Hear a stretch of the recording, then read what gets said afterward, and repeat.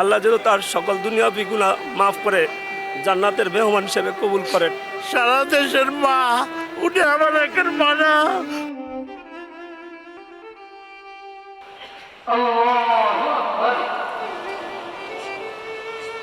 মানিক মিয়া Avenue আজ যেন মানুষের সমুদ্রে পরিণত।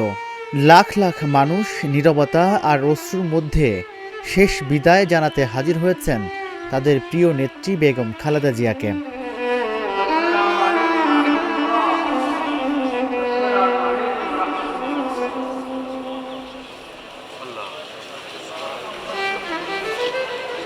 কারো চোখে অশ্রু, কারো মুখে নিঃশব্দ আর্তনাদ।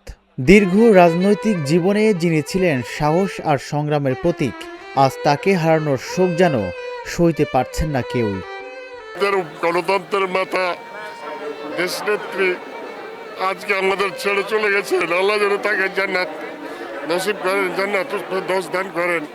আমাদের দেশনায়ক তারেক রহমানকে যেন এই শোক সহ্য করার তৌফিক আল্লাহ দেন।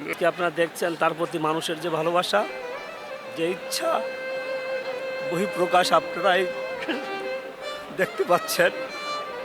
লাখো লাখো মানুষ এসে তার শেষ শ্রদ্ধা নিবেদন করার জন্য, ভালোবাসার বহিঃপ্রকাশ করার জন্য আসছেন। সকলে তার জন্য দোয়া করবেন। আল্লাহ যেন তার সকল দুনিয়াবি গুনাহ মাফ করে জান্নাতের মেহমান হিসেবে কবুল করেন। আসলে এই দেশের, সারা দেশের মা, উনি আমার একের মা না, উনি বাংলার জনগণের মা। এই জন্য আমি আমার ব্যথা, বুকের ব্যথা আমি সহ্য করতে পারতেছি না। এত বয়স হয়েও আমি এখানে আসছি ওনার জানাজা দেওয়ার জন্য।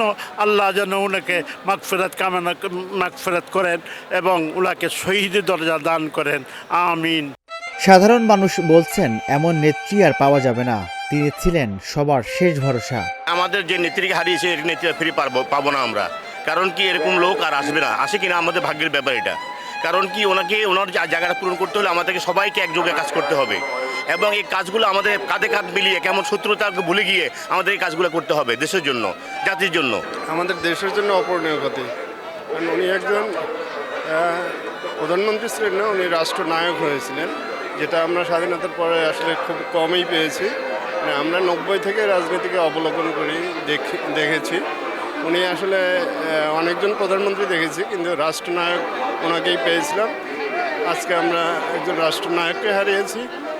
তাই না, ভবিষ্যতে ওরকম রাষ্ট্রনায়ক আমরা পাবো কিনা।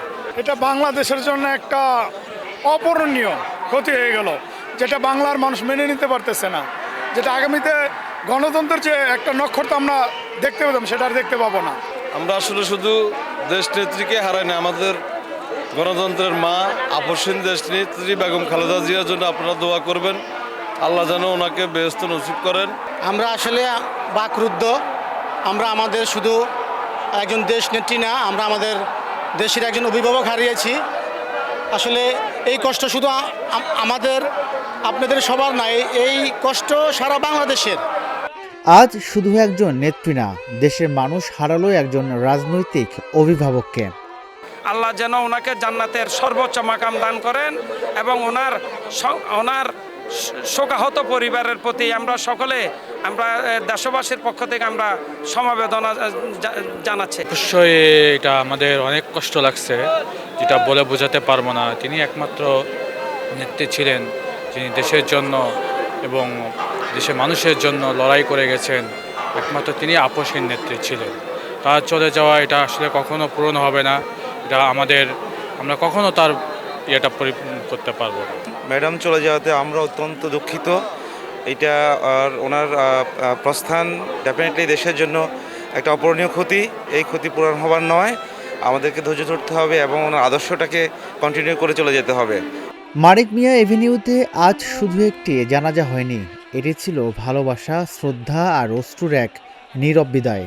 যে অপূরণীয় ক্ষতি হয়েছে, আমরা যে অভিভাবক হারিয়েছি, গণতন্ত্রের যে প্রহরীকে হারিয়েছি, এই প্রহরী অনন্তকাল আর বাংলাদেশে হবে কিনা বা আমরা এই শূন্যস্থান পূরণ করতে পারবো কিনা জানি না। গণতন্ত্র আজকে উনি চলে যাওয়ার সাথে সাথে গণতন্ত্রকে উনি পুনরুদ্ধার করে গেছেন। তবে ওনার চলে যাওয়াটা হয়তো অপূরণীয়, এটা কখনোই পূরণ হবে না।